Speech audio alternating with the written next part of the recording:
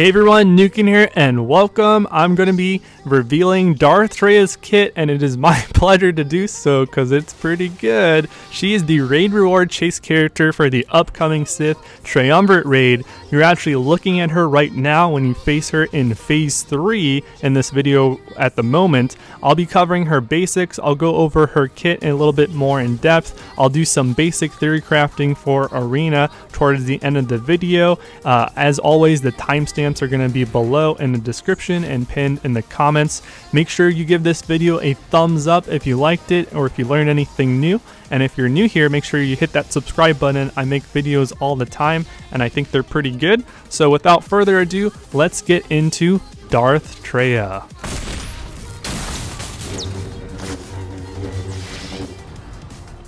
Here is a quick summary breakdown of Darth Traya at a glance, and then after doing this, we'll go into her kit a little bit more in depth.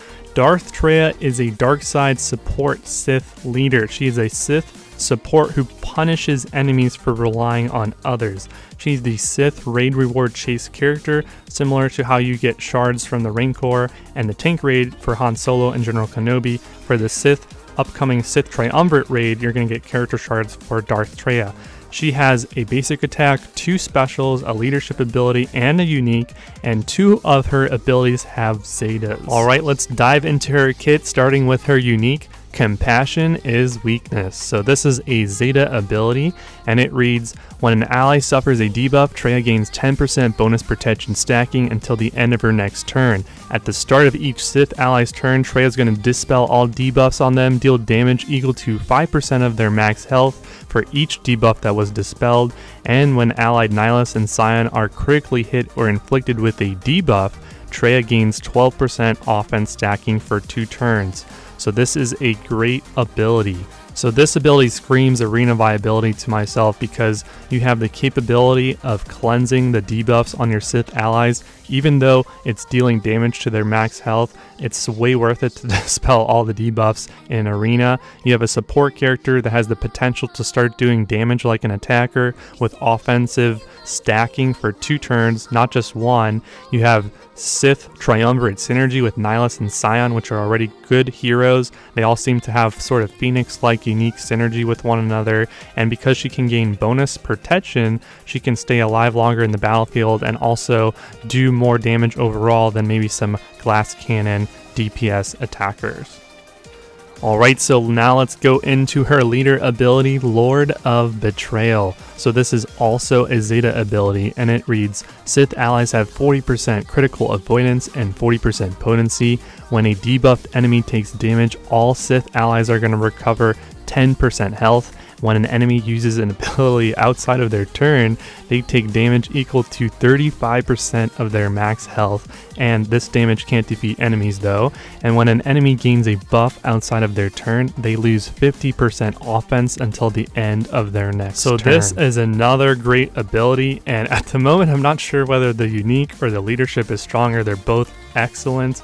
You have the capability of punishing enemies that do stuff outside of their turn, whether they're gaining buffs or whether they're using abilities.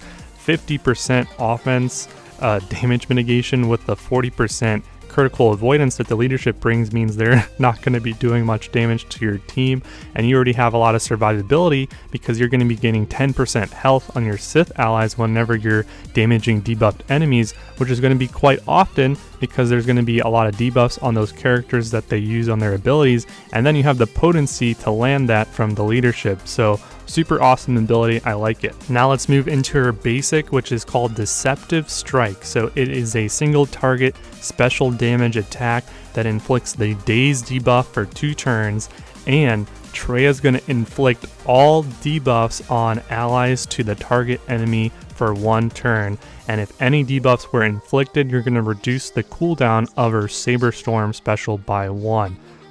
This is a great basic attack because you have the capability of inflicting Daze, which is one of the better debuffs, and then you have something that's similar to Cassian's special, where you're inflicting all debuffs on a single target, which is going to be insane if your whole team has a bunch of different unique debuffs on them.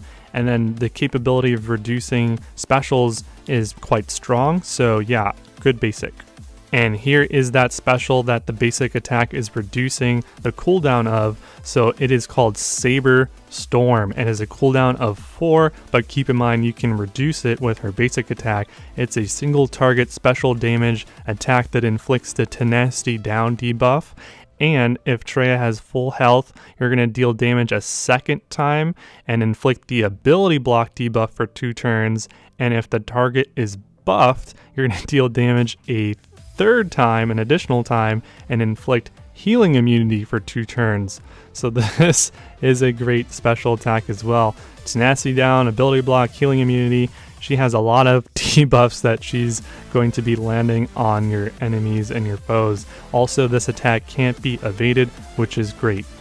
Her second special is called Isolate. So this is a pretty complex and new ability, so let's kind of go over it together. So it's going to dispel all buffs on the target enemy and increase their cooldowns by 1, and inflict isolation on the target enemy until another enemy is isolated or Traya is defeated. Now, isolation is similar to Thrawn's Fracture. It means you can't gain buffs, and buffs are positive effects, and that includes turn meter gain and health recovery, protection recovery, assist attacks. You can't gain buffs, you can't revive, you can't dispel, you can't even get health equalization or cooldown reduction. This is epic. Now, when you isolate a raid boss, it's going to be a little bit different than when you do it on a normal enemy, like for example in Arena. When you put it on a raid boss, they can't gain buffs, and characters attacking this unit are going to gain critical damage up and hellsteal up for 1 turn. And back to the ability, you're going to reduce target allies' cooldown by 1 and grant them protection up 50% until the end of the encounter. Oh, and by the way, this attack can't be evaded, and it has a cooldown of 4. Alright, so now that we finally reviewed her kit, which is basically perfect, it's an A+ in my book, let's do some basic rudimentary team theory crafting.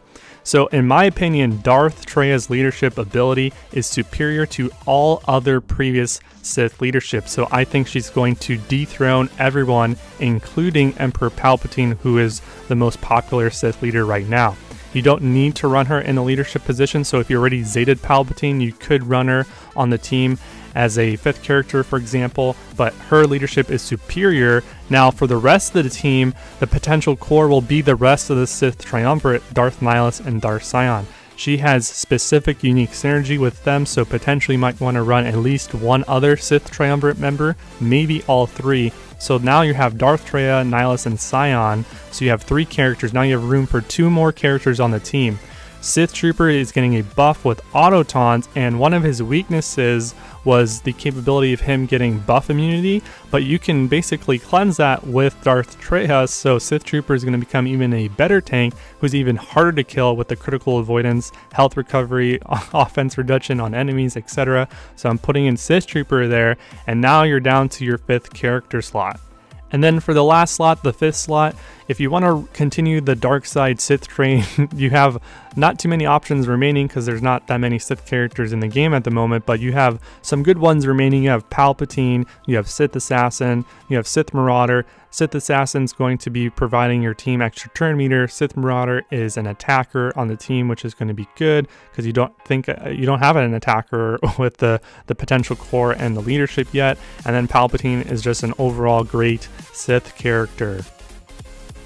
Alright, so that's all she wrote, so I'm going to quickly wrap up now. So we went over Darth Traya's kit together, and then we did some basic arena team theory crafting. So yeah, I think she's a great character. I can't wait to unlock her. I can't wait to use her. Let me know in the comments section below what you guys think about Darth Traya. Do you think she's going to be good in the raids? Do you think she's going to be good in Arena? Do you think she's going to replace Emperor Palpatine and all the other Sith leaders and become the queen of the meta, or actually become the meta? Give this video a thumbs up if you liked it and if you learned anything new. If you're new here, hit that subscribe button. I make videos all the time, and I will see you guys in the next video. Cheers.